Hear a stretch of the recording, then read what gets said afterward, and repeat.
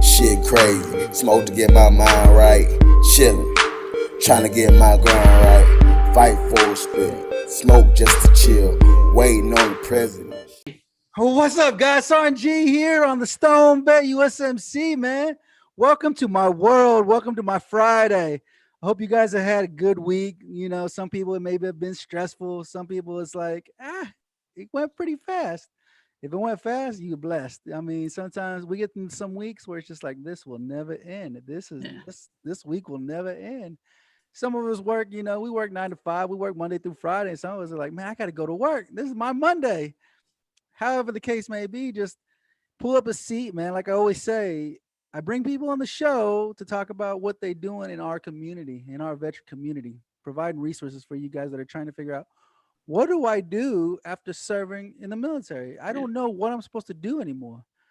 I don't have Sergeant G telling me, hey, I need to be here at this time. We're working on this today. We go to lunch at this time. We come back from lunch at this time. We go home at this time. And guess what? We got to do it all over again tomorrow. You ain't got Sergeant G telling you what to do no more.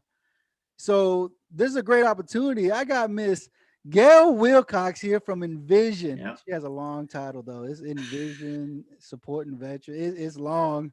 She said I can call it. I can call it by ENVISION. She started a nonprofit called ENVISION, helping veterans. How you doing, Gail? How you doing on this Friday?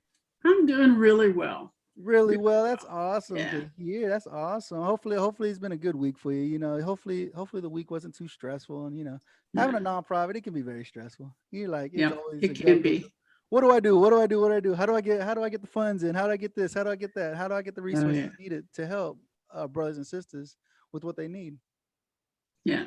So you spent some time in the Air Force, huh, Gail? Why don't you tell us a little bit about your time in the wonderful service that we serve?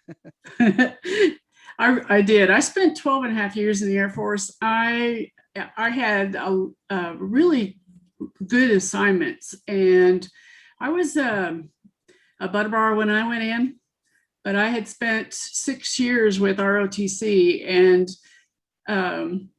it's it's sort of like being in the sort of the junior Air Force, where Okay, yeah. you still have people telling you what to do, and you have to do a lot of training, and you have to actually I took my oath when I got to college ROTC. And normally you don't do it till the last 2 years, but because I was on scholarship, I had to do it in my freshman year. Oh wow, wow. Yeah. So you were in as an officer. You said you did some time as a butter bar, right? Yep. Man, so what was your AFSC? See, I got some Air Force lingo. I know some Air Force lingo. What was your AFSC? Well, they've changed the numbers since I was in, and they've actually changed the job. But my job was, we actually had a couple titles. One was management engineer, Oh, and the wow. other one was manpower management. And they actually were two sides of the house. The management engineer is somebody who does those studies where you go in and you measure workload. And then there's input bases and there's a lead base. And the lead base takes all the data from the input bases and they come up with a super equation. Sometimes it's a very complicated one, but they use statistical analysis to get it. And then that helps predict if you have a certain workload, you need this mmany people. And then they go even farther to spell it out as to what ranks, what experience level, and they basically start with the military rank structure. And so like you need so many officers and then so many senior NCOs and Of course. that sort of thing. That's how it usually breaks down. I know the Air Force, Yeah. man. I've been working Yeah. with the Air Force for the past 11 years now, and they always talking about, oh, we got to see what kind of manpower we need, and then like you said, it Right. breaks down. Okay, you need this type of personnel, you need this rank, you need this type of Yeah. experience, you need this, and this, and Exactly. but I didn't know it took an engineer to just to go through the numbers to see what was required to do it. Was a great title, but in reality, I didn't have to get an engineering degree, but I sure had to get a math minor at the very least. I bet it's a lot of numbers. It's a lot of numbers you got to look at and see what's Yeah. required and what's needed and stuff. Right Yeah. now, I know where I'm at. They're trying to bring more personnel in, and they actually requested, well, can you break down your day-to-day operations on what you're doing and why you need more personnel to come work with you? And I was like, I ain't breaking it down for you. So if you don't know, then I ain't telling you. That's what I would do. Yeah, I would be able to help you with that. Absolutely, Yep. absolutely. Yep. And I was like, that's what we need. We need. So I'm going to tell them. I said, you need to go get what you call it, a management engineer. That's right. Well, I'm not sure what they're doing these days, but they've rearranged things and it's not doing the same kind of stuff. We did the suggestion program also. Oh yeah. And then we also managed the documents that said how many slots you got. And so, for example, back when I was in, we might say you need 10 people and personnel is going to say, well, we can only give you 8 or 9. Right. And so the other thing we would do is if you only got the 8 or 9, we would help you find ways of maximizing the productivity through technology. And at that time, a lot of it was buying desktop computers. Right. And that's a big need. I mean, especially right now, you work for anybody. Usually now it's like, you got to have a computer to do your job now. I mean, yeah, absolutely. So you did 12 and a half years. I did. You went over the halfway point and said, I'm done. I'm not doing this. What was that like to come to that point to say, I'm not doing this no more. I'm done. What was it? What was that? It was actually heartbreaking. I wanted to be a career officer. My intention was to do at least 20, but I got passed over for major. Oh. And that is let's drink some beer kind of a conversation. Well, that's why we're here. That's why we're here. Bad. Like I said, you either pull up a fatty, you roll up a fatty, light your bowl, or pull up a drink, whatever your poison is. Yeah. And that's why we're here. That's the purpose of the show, is to be able to sit back and talk about it. And you say you got passed over for major. Yeah. One time, be heartbreaking. It really was, because I worked for Strategic Air Command for a while. Oh yeah. At the headquarters level. Absolutely loved that job. A big part of the reason is I got tons of recognition. I have a real interesting job. What we did is we put together that budget package, the manpower package, part of the budget package, and we went to Pentagon and defended it. Oh, wow. I loved that. We were looking at 5 years out, and we had to forget those formulas. We had to just say, okay, let's figure this out, and just using our educated guesses, figure out what we're going to need if we make these changes. One of the programs I worked on, some people are familiar with, is the KC-135 retrofit, which saved tons of manpower because it made it easier to maintain the engines. Oh, of course. Well, I work for the OCAOC, so I know what you're talking about. Yeah. Yeah. So you have an idea what I'm talking about. Absolutely. And so I actually talked to a guy who was in the Air Force and had worked on the KC-135Rs, and he told me they loved it. And I'm so happy, because when I got out, I had no idea if it really did all the things that it was supposed to do. Oh, right. Yeah. And so, but anyway, we had a team, and there were several of us that looked at these future projections, and some of us got to go to DC and defend them, and talk to all kinds of folks that were in the field they were at the headquarters, but they had the field experience, like pilots and navigators and missile launch officers. So we talked a lot about those kinds of things together. And I got promoted to captain while I was there. And the other part, Air Force, that's usually like the dead seat. Like, what are you going to do to get out of this so you can get further up? I mean, if you don't do what you're supposed to do, then you're pretty much going to be stuck. Yeah. Well, in the Air Force, if you don't get promoted to major after the second time, when I was in, I think they changed things a little bit, but when I was in, if you didn't get promoted to major by the second time, you were out. That was it? And that was it. Yeah. Man. You might be able to go into reserves or guard, but not necessarily. Oh, wow. And when I got out, it was actually in 92. This is a major turning point in the military. Yes. That was when middle folks, the 12 to 15 year individuals, they were trying to get them out because we had a huge bulge in that year. Okay. And year I was commissioned, we actually had three times the number of lieutenants that they normally would need come in. Oh, wow. And by a large percentage of them were prior service. So they had about 10 years enlisted, and then they got their commission. From enlisted to officer. We stayed. Too many of us stayed. Even the prior service folks stayed. And they had to downsize the whole military, and that was the big group. And so when I was up for major, the percentage of people being promoted dropped dramatically. Of course, you missed it. You missed it. If it had been even a year later, I think I would have been okay. Dang. Or a year earlier. But they offered me a really good deal. And there's two different formulas, and it was based on your rank, your pay, the number of years of service you had, and let's see. Yeah, and then they multiplied it. So if I had two choices, I could either take a lump sum, and that was it. And it was twice what you would get if you normally got passed over on the second time.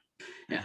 But they also had a deal where they would pay me, and for my formula, it ended up being about $11,600 every year for 2 times the number of years I was in the service. So for 24 years, I got $11,600. So 2 years or 24 years, you said? For 24 years. Oh, wow. Once a year. I got that. Sorry.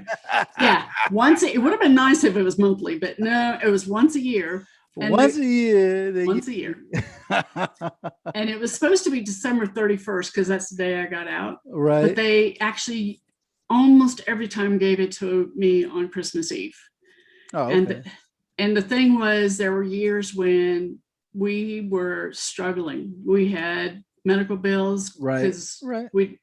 When I got out, I struggled. I thought it would be easy to get a job, and it wasn't. And that's the biggest thing. So after your time in service, that's the next thing we could talk about. I mean, that's the biggest thing for us veterans that are getting out of service after we spend 12 years, 4 years, 40 years, whatever the case may be. Yeah. What was the transition like for you when you got out? When they said you boom, get out of here, we don't need you no more. We already got somebody filling in your seat. We already got somebody to replace you.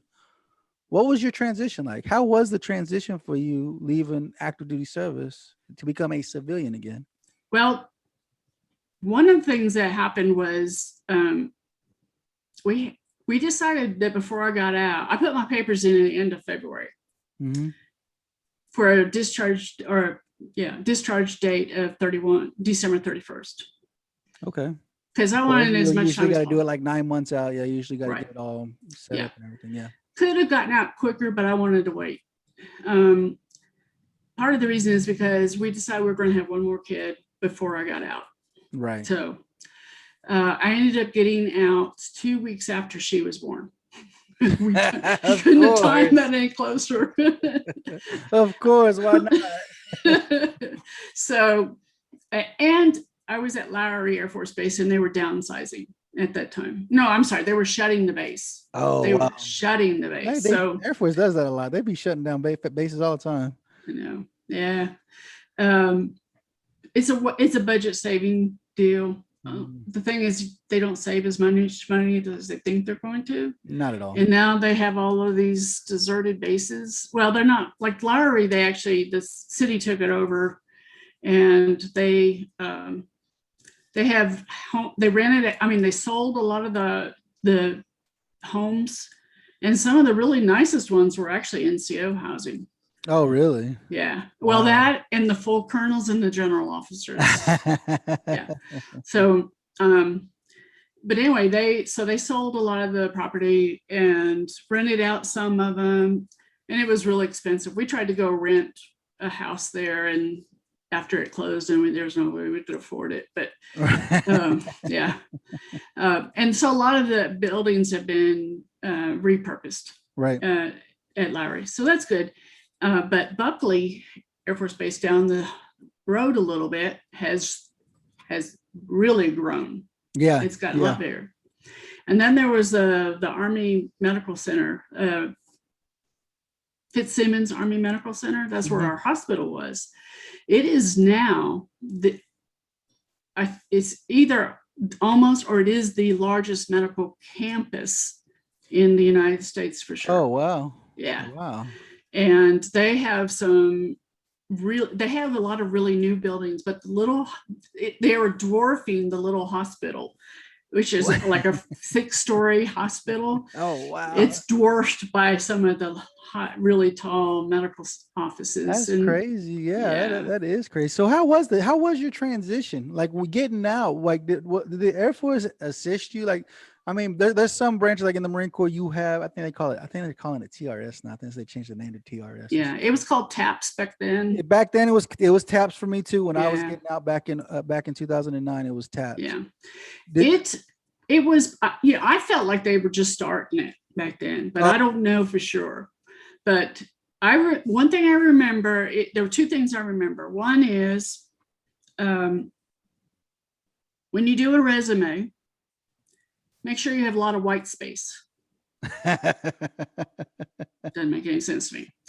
And that was about it. Nobody really offered to review my resume or look at it. And then not only that, you're just like, how much experience do you actually have at reviewing these resumes? Like, how are you able to go through and know what my job was? I mean, for an officer, it may be a little bit more different because you guys are more intellectual. You know, you guys went to college. You have college. At least you have college, right? You already have college. Right. And then the job skill that you picked up while you're serving versus an enlisted person who barely got his high school degree, probably a GED, went and did a job. He was a mechanic, an aircraft mechanic or whatever, ordnance or whatever the case may be, and try to transition that over into a resume. You know, I figure maybe it'd be a little bit easier for an officer because what's gonna stick out the most is that degree that you got, because you had to have a degree to be an officer, you know.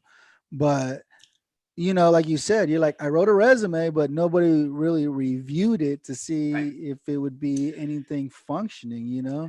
And there's actually an organization out there. Like I said, I teamed up with Veteran Trash Talk. I do a Wednesday episode with them. If you caught my Wednesday episode, it's completely night and day than my Friday episode. My Wednesday episode is more of a political standpoint. I just tell you what's going on in the world and how I feel about it, you know. But they brought, I want to say, I cannot remember the name of this company, but I think it was like Semper Vigilant, I think is what it's called. And they help service members write resumes. You know, we do too. YouTube? Yes. Really? We do also, yes. Okay. And if they already have a resume, I could do a review. If they don't, I help them build it.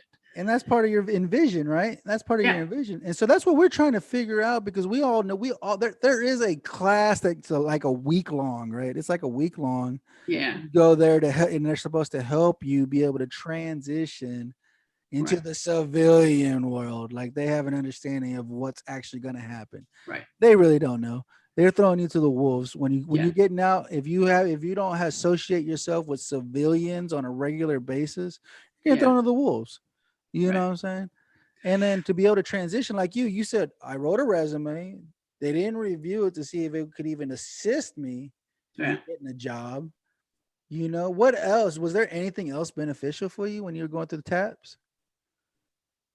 I did get connected with the DAV, and we did put a claim in for my back, but it got denied. And then I really wasn't following up with it.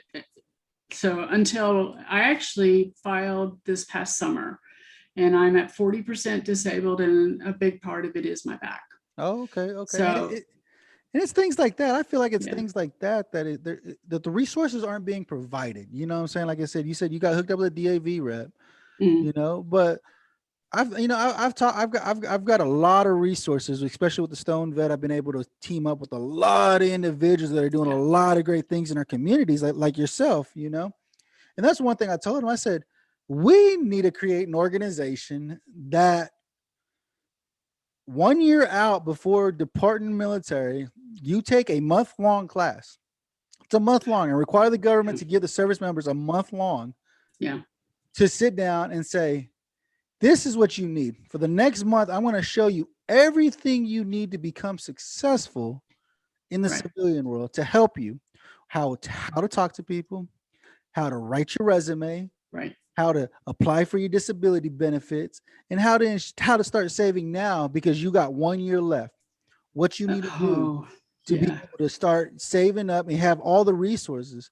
Because I think that's the biggest struggle. My biggest thing, why I do the Stone Vet, is because the 22 a day that we lose every day. We're shooting Yeah. a show right now. Somebody's taking their life right now as we're speaking and talking about Yeah. resources, Yeah. right? Why? Because it's dark for them. They're having a hard time. They can't find a job right now during COVID too. It's hard to find work. It You know what I'm is. saying? It's really hard to find work. And people not understanding and knowing, hey, there's resources out there for you, like yourself with Envision. With Mhm. Envision, you said, I need to provide something for my brothers and Right. sisters to assist them with getting out of active duty service, right? Yep. So let me tell you a little bit more. We started with the idea of helping with resumes and that sort of thing. We still do that. Okay. But we looked at what other things we can do. And so, okay, I'm a mental health provider and an addiction counselor. So I look at it from the mental health perspective. Right. And I'm sitting there going, what do we need as veterans? We need a group of people who understand us when we don't even have to open our mouth. Right. Because we can't talk to civilians about some of the things that happen in the military, especially those that went to combat. Right. Absolutely. And so which is the majority of veterans right now. Majority of veterans right now are the ones that have been, like I said, I joined in 01. I got out in 09. War started in 03. And I'm like, so the whole time I was in, we was at war. Yeah, you know? exactly. And like you said, there's a lot of things. It's hard. It's hard to get people to talk. People don't like talking about it. Some people are like, this sucks. I don't want to talk about this. I don't want to deal with it. I have my own psychiatrist and my own counselors that I speak with on a weekly basis. You know, I speak with them on a weekly basis. And then when they say, because they're at the VA, and that's why I tell people, I say, I don't like talking to them because the simple fact, you open up to them, you say you keep them for 6 months to a year, guess what? They get a promotion, or they have to move them to another clinic, or they have to move them here, you have to move them there. And guess what? You get reassigned a new doctor, and you're like, great. Now I got to open up all over again, build that trust issue all over again with somebody I don't even really know, you know? And it's kind of like, no, you know what? I'm good. I don't need to talk to nobody anymore. And guess what? Now you're keeping it to yourself. When you ain't got nobody to speak with, you're less like, why the hell is going on with me? Like you said, the demons attack, and they attack hard, and they attack fast. But if you don't have the resources you need to defeat them, you know what I'm saying? It sucks. But this is why we have organizations like yourself with your Envision. What is your organization doing? You said you help write resumes. What else are you assisting with? Well, we also have, okay, so a little bit more about the prayer. We have a interview clothing locker. Wow. So if somebody's getting out and they don't have a suit or they don't have clothes suitable for an interview, we got them. And they're gonna, if we got them in their size, they can have them for free. Wow. If we don't have them in their size, we have a connection with other local resale stores that are willing to give those to veterans. Oh, that's awesome. We just provide them a letter and say, this person needs work clothes, or they need interview clothes, or whatever. We had a couple come in that needed medical scrubs. Well, we don't have medical scrubs. Well, we found somebody locally that did. And so we wrote them a letter and sent them over, and they got a set of at least one, if not two sets of medical scrubs, and they didn't have to pay anything for it. That's awesome. Yeah. So the other thing we do is we have businesses in the local area that have volunteered to do simulated interviews. We don't do interviews in the military. The only interview I did was, I was transferring within a department at the headquarters from one office to another. That was it. So they wanted to kind of ask me why I wanted to go work for them. That was about it. So it's not, I mean, they already knew me. So, it really wasn't that hard. You're like, no, it wasn't that hard. My boss told them I'd be a good candidate, and his boss told him I'd be a good candidate. So they already kind of knew all that stuff. So we don't, and in the Air Force, we don't interview for promotions. There's a group of people down in San Antonio that look at our record, and they base everything on that record. Right. And so that was that's a big part, I think, of why even our enlisted folks at that time, it was the same way. They had to take a test, Yeah. but they didn't actually have to go interview with anybody. Now, when my brother was in the Army, he had to interview to get promoted. And yeah, there's sometimes when you go on a board, you have to present yourself very professional and tell them why you deserve the promotion, stuff like that. Yeah. Yeah. And it's not the same. Like that. Sometimes that is like an interview process. But like you said, when you go to start talking with people, right, and actually, why are you a good candidate for me? Why do you think you deserve this position? It's kind of like, well, because I served in the military. No, you're not entitled to that. Just because you served in the military, you're not entitled to anything. And I think that's the biggest confusion that us veterans have, is that there's a lot of people that say they feel entitled to things. You're not entitled to anything. You're just like any human being. The only difference is that you served and they didn't. Right. You're not entitled to anything. You have to earn it, like anything and everything else. I mean, you were in the Air Force. You earned your title as airman or whatever. In the Marine Corps, you earned the title of U.S. Marine. Whatever branch you in, when you graduate boot camp, you earn that title of whatever you are. Yeah. But when you get out, when your time comes to an end, that's it. The government wipes their hands with you and say, okay, next, who's next? Yeah. And you're not entitled to anything. And that's one thing that we have to remember, is that as a veteran, we're not entitled to anything. There's nothing we're entitled to. What I'm saying? Congratulations, you served the country. Right. That's it, And so that's one of the things we want to do, is help our veterans to put their best foot forward and explain how to explain to the potential employer why they're of value. What can they bring to that employer? Absolutely. And it's really challenging when you're infantry your whole time. How do you translate that? Well, I will talk about leadership skills. Absolutely. And things like that, the transferable skills that make a military person a great candidate for employment. And that's the hard part. I'm saying? Like, people are like, well, infantry, but you're like, infantry, those guys are smart. Like, do you understand the leadership training that you have to take? All the curriculum you have to learn. Yep. You know what I'm saying? You are smart people. Like, there's a lot of different things, and you have to think, okay, I had to train for this, and this. I was able to understand the dynamics of what it takes in order to run a mission, and what the requirements were in order to continue the mission, and ensuring that the fruition of the mission was there, that we met it. Yep. And that's what a lot of people are like, well, I'm just a grunt, or I'm just this. Or no, you have skills. Right. Because how do you translate it? You don't know what you don't know. But that's why there's people like Gail here with her nonprofit of ENVISION here in Oklahoma. She helps you get that out. Like me, I have a hard time talking. I have a hard time getting my thoughts out. But I have my wife that I've been with for 21 years.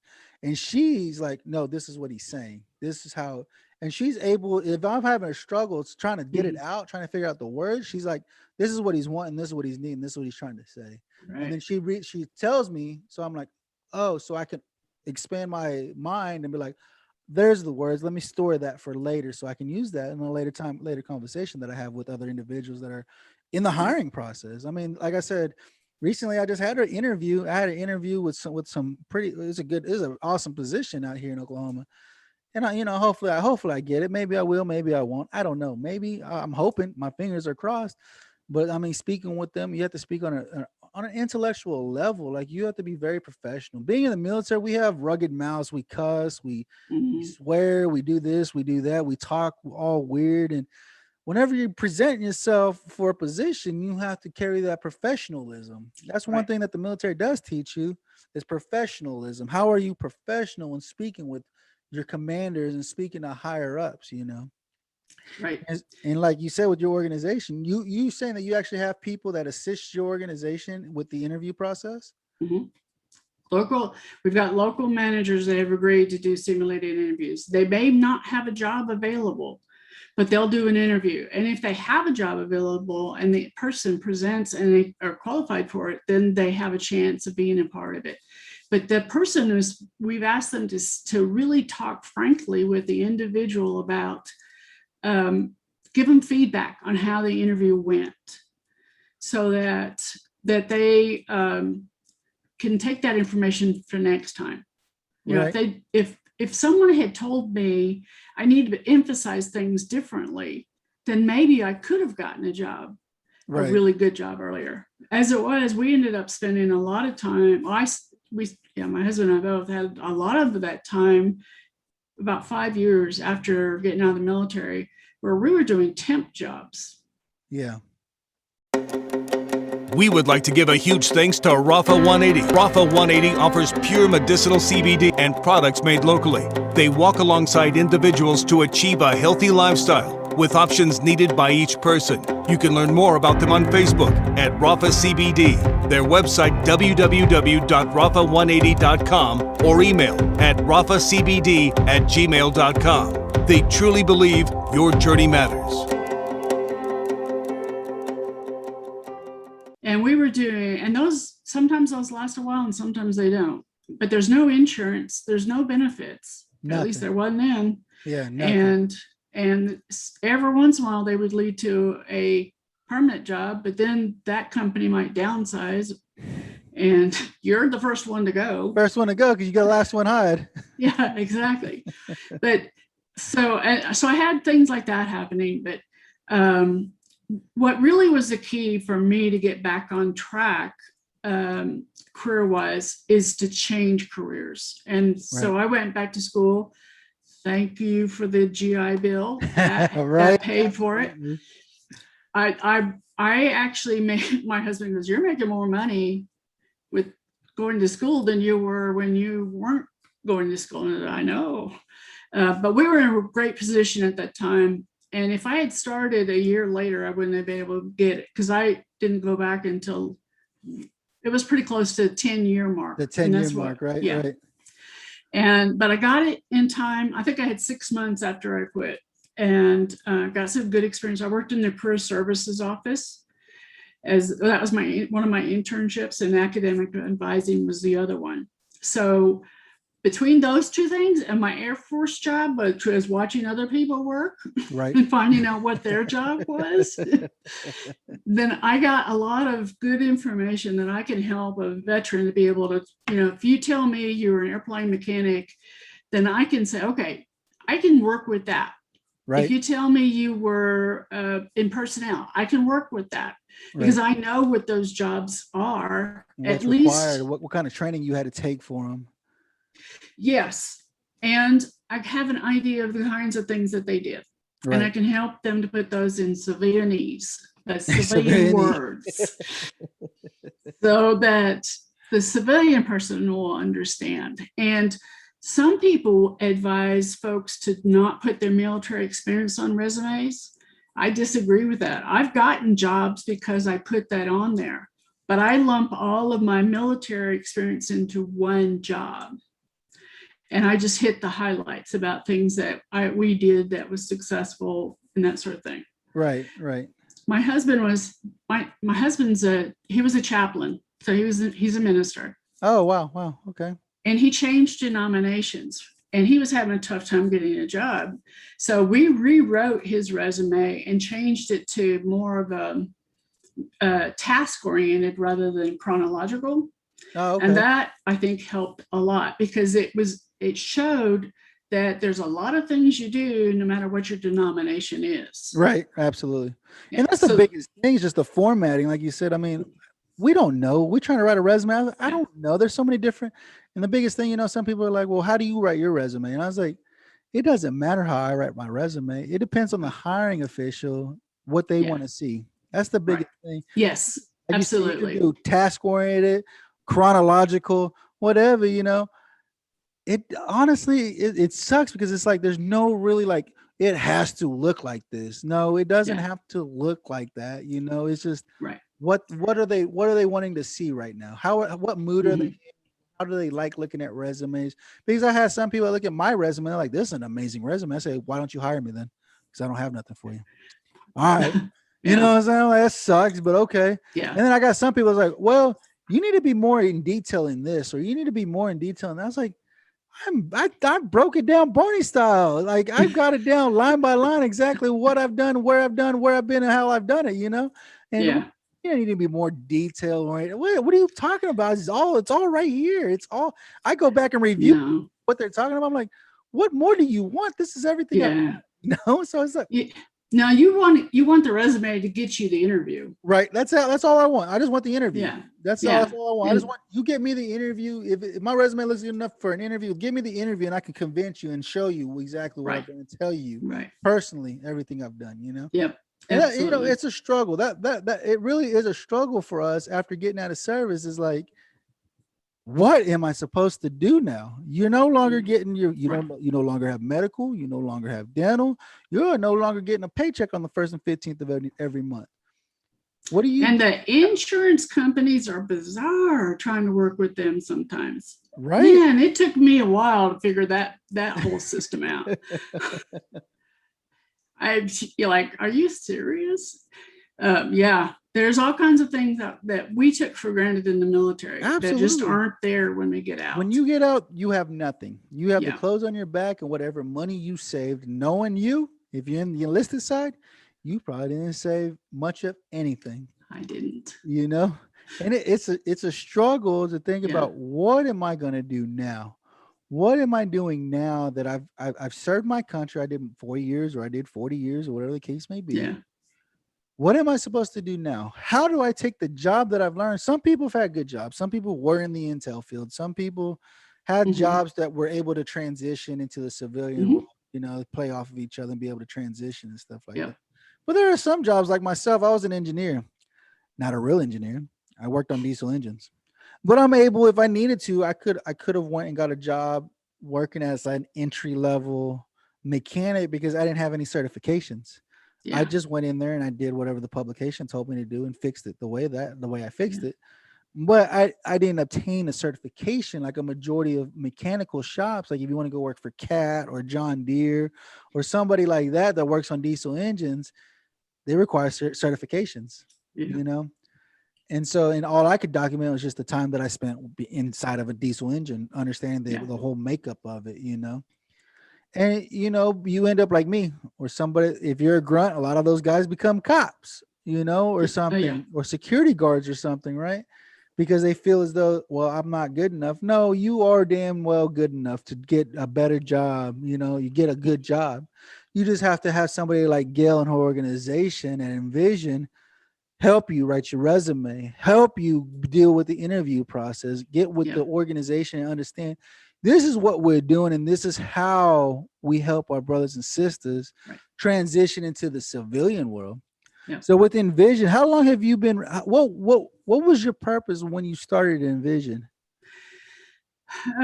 We actually had a broader scope, and we narrowed it down. We were basically looking at helping a variety of people, not just veterans. But my heart was revealed that I needed to work with veterans, and a lot, especially when I remembered how challenging it was for me when I got out, and so we have grown. Actually, we have a few rooms that are really cool. I want to kind of make sure we talk about those. Go ahead.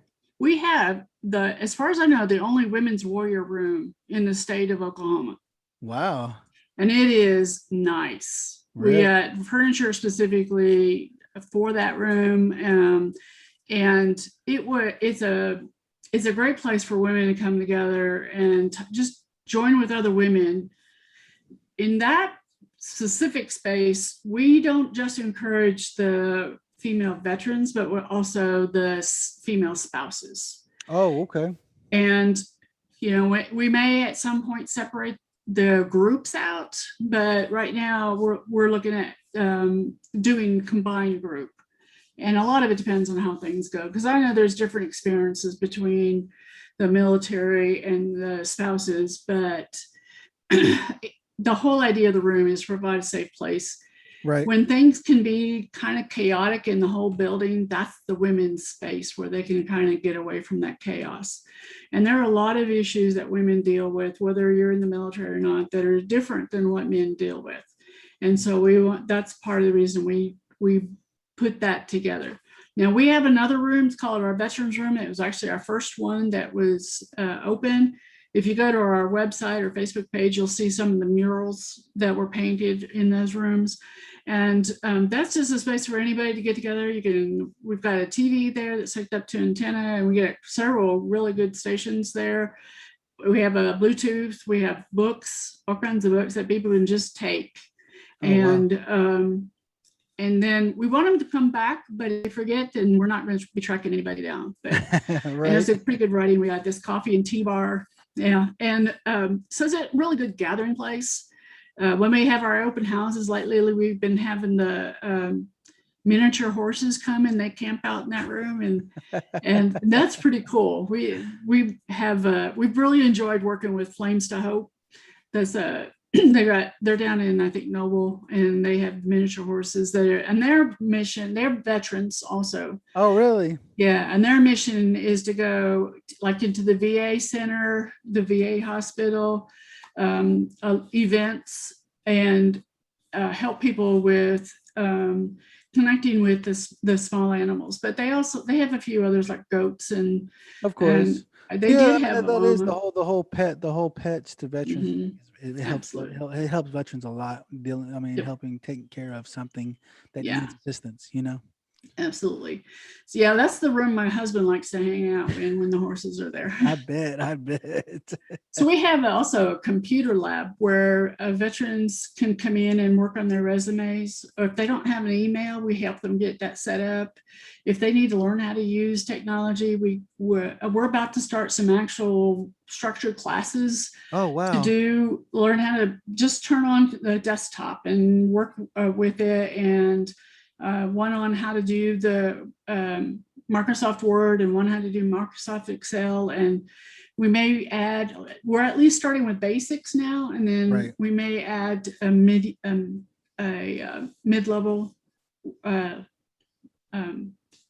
not advanced, but sort of before advanced. Yeah. We're just a moderate level to where you get a better understanding of it, doing a little bit more things with it. Right. Now, the other training program we have right now is through, it's managed in our area by AARP, but it's for individuals who are 55 and older. It's not just for veterans, it's for civilians and veterans. We do have one veteran right now that's part of that program, and we did have another one who got moved to a different organization because they thought we trained her all we could train her. She's over there teaching them now. So of course. But we train individuals on sometimes just office skills and sometimes developing computer skills. And that's what a lot of people need. That will help you get into the entry level world of a job to where you start bringing in a paycheck. Yeah. Granted, it might not be a whole lot, but you're getting started. It's getting started there, so you can get a name for yourself, learn some skills, so you can advance in the future. Yeah. So the AARP program, they pay a minimum wage for 20 hours a week. Okay. And so, but if anybody wants to come volunteer with us, we'll be glad to teach them those kinds of skills. We just can't pay anybody. I mean, nobody. No. And being a nonprofit, you're like, I'm bringing in money, but I ain't bringing in money like I need to be bringing in money. You know what I'm saying?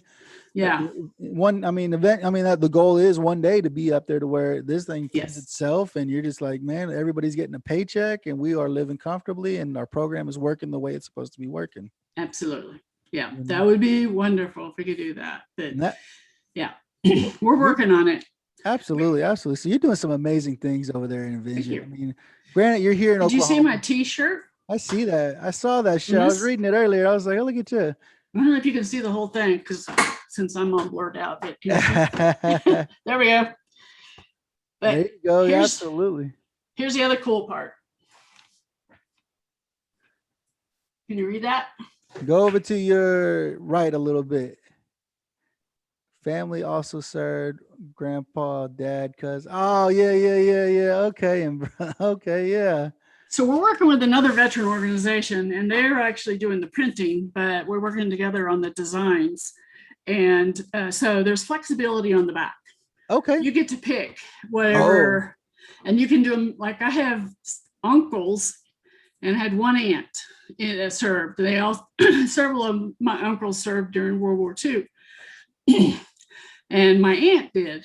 She was an aunt by marriage, so she wasn't married yet when she served, but she married my uncle.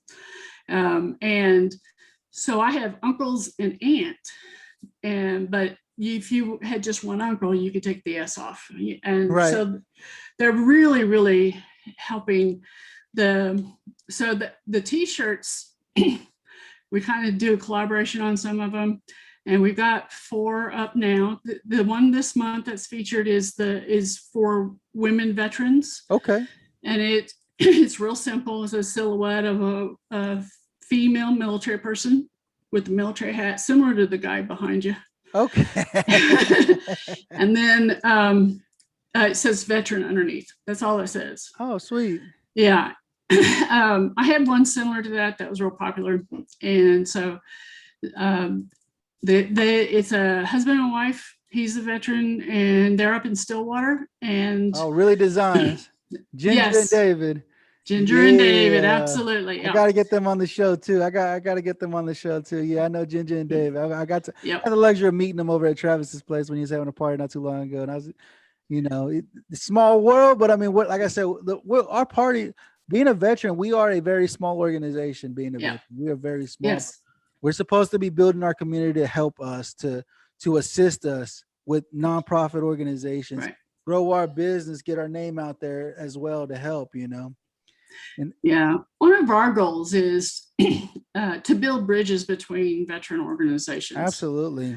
We have encountered some veteran organizations that we got the feeling that they thought we were trying to steal their some of them clients. Like that, just like what? Wait, no, that's not the goal. Yeah, we're never going to go out of business. Right. We're never going to run out of veterans to help. There's enough people out there to help us. I'm not here to steal your money. I'm not here to steal anything from you. I'm here to help you. Help you, help me. That's the biggest thing. You know what I'm saying? Like me, I don't have a lot of subscribers yet.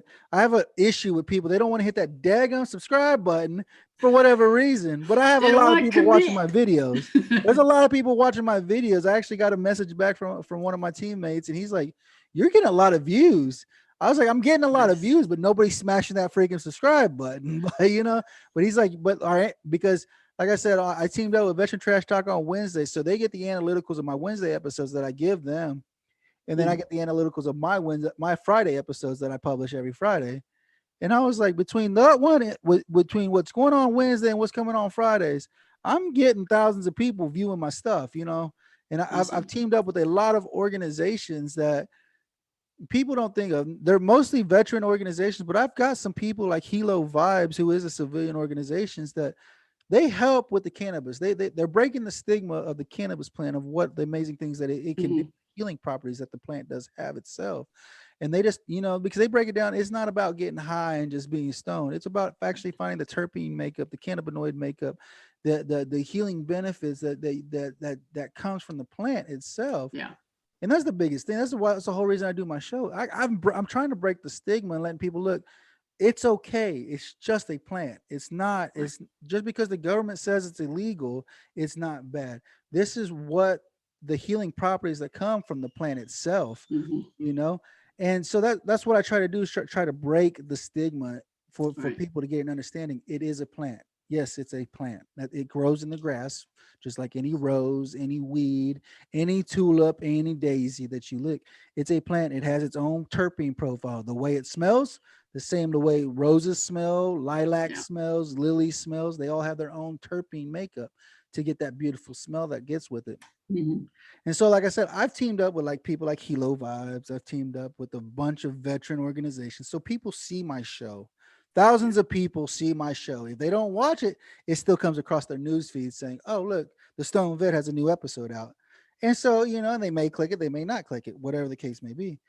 But that's the biggest thing, is just showing people, hey, I'm giving you the opportunity, as in Gail from ENVISION, so people have an opportunity to say, hey, look at ENVISION. I'm getting out of the military. I live in Oklahoma. And she's in Oklahoma. Maybe I can go and visit this organization to assist me in getting a resume written up, teaching me how to go through an interview process. Yeah. And just getting an understanding like that, and hopefully, hopefully I'm able to bring people to you, because like I said, like you said, we're putting that bridge there to assist Mhm. each other to get the resources out there to the brothers and sisters that are struggling, so that Right. we don't lose another one. So we can drop that 22 a day and start dropping it until we can get to 0 a day. Yeah. Because why? They have the resources they need to live life after serving. Exactly. And that's the biggest struggle, I think. And that's why I love doing my show. This is my therapy session. I'm able to sit with another brother or another sister, talk about what happened, how we spent time in the service, how Yeah. one branch is better than the other branch. Well, we all know which is the best branch, right? Air Force. That's why every one of us that has kids that says, I'm joining the military, say, you're joining the Air Force, you're going to join the military.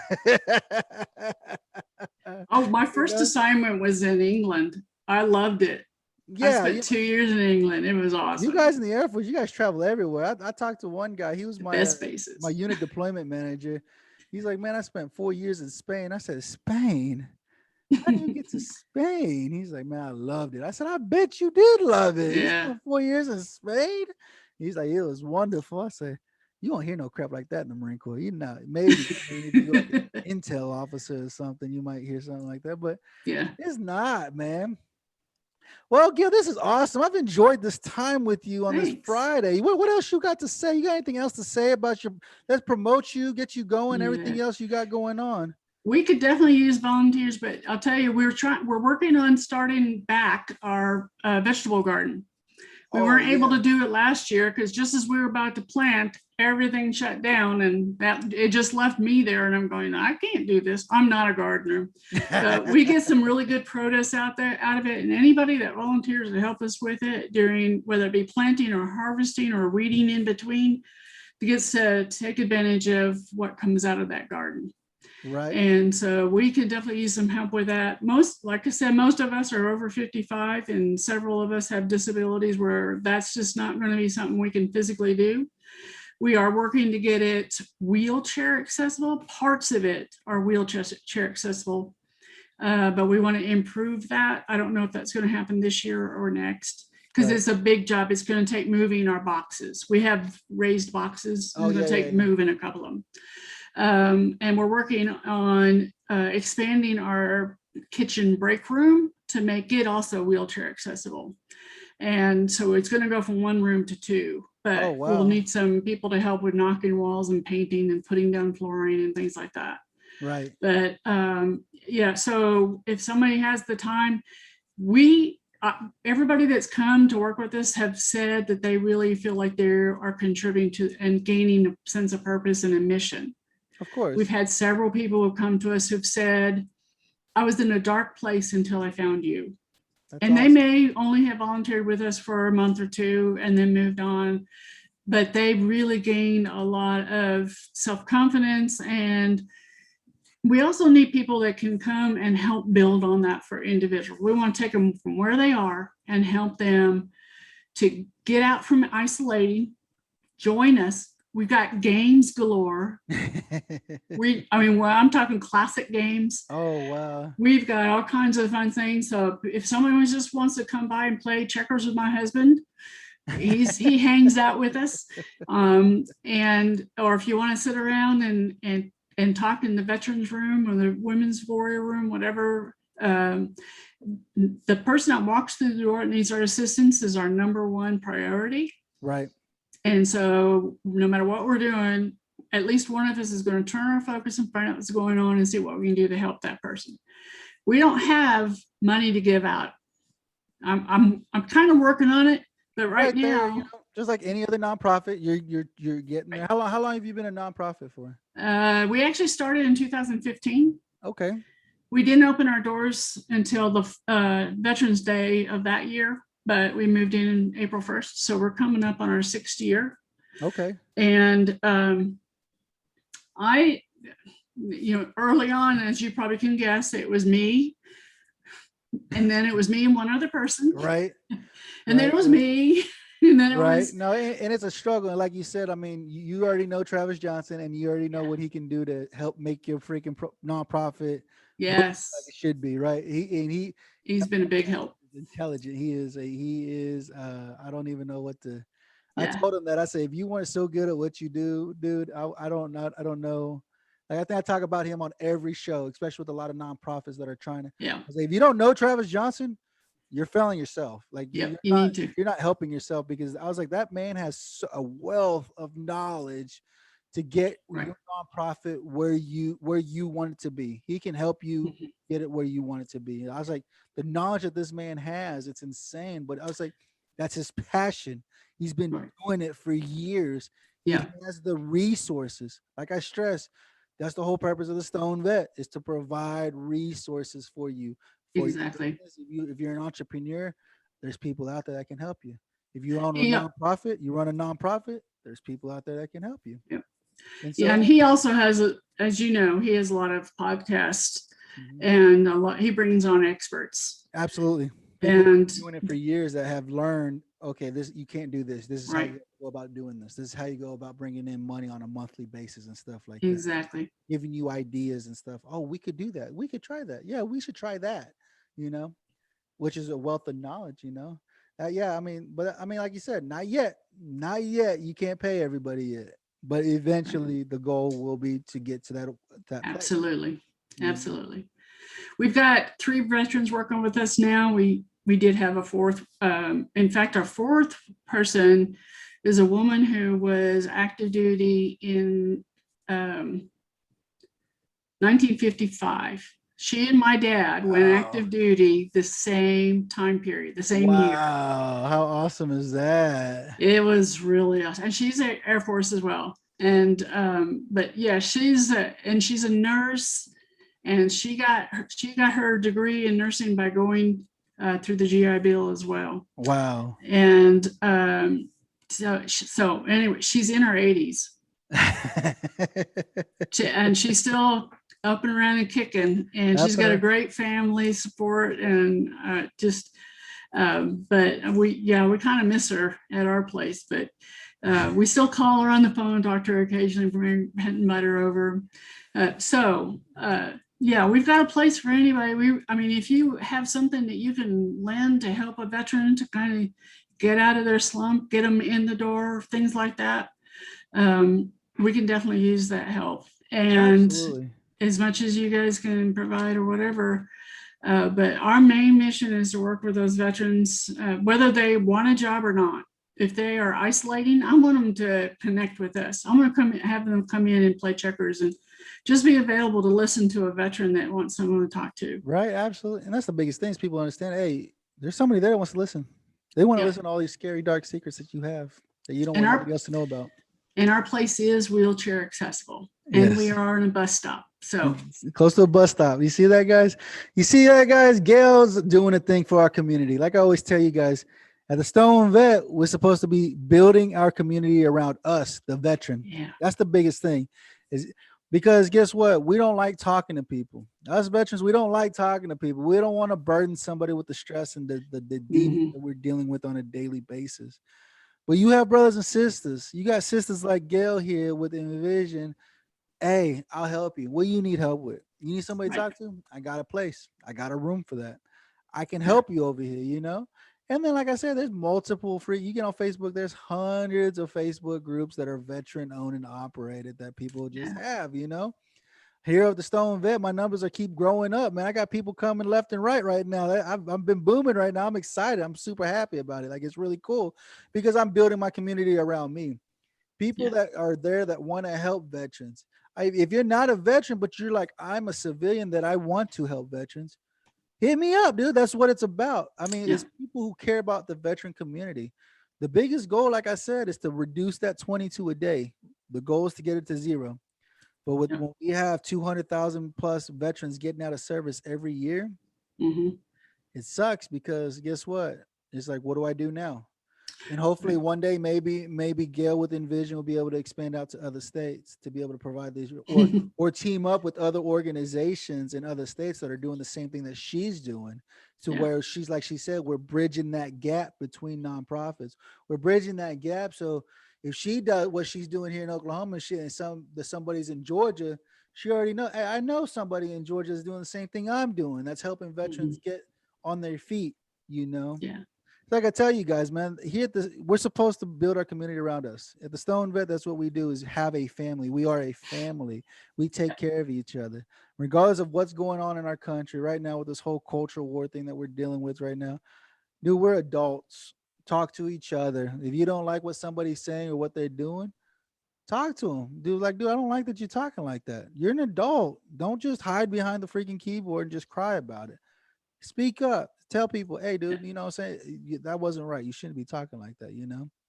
But then this Friday, man, I've had a great time, Gail. I've got a great time talking with you, talking about your Me mission too. and what you're doing for our community. It's been great. It actually has. Remember, guys, for Gail, I have all her information in that description box down below.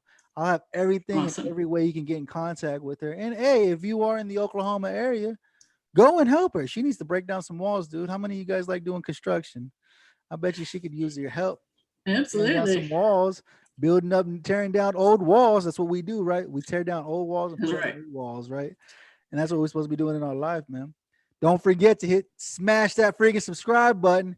You hit that little notification bell. You'll find out every Friday when these things get uploaded. It'll ding your phone and say, hey, the Stone Vet's got a new episode out this week. Let's see who he's talking about, man.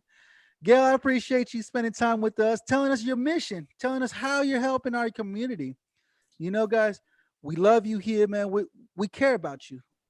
We do. We all do. We all care about you. We have our goal in life that we're trying to pursue to make sure that you guys are taken care of each and every day. Remember, here at the Stone Vet, we got you sick. Going down, grab a pound, smoke, chill, relax. It's Friday. You ain't got a job. We gon' get high today. Dark of the flesh, the deep of the roots, green of the weed. You know this is true. Puff, puff, pass, trying to get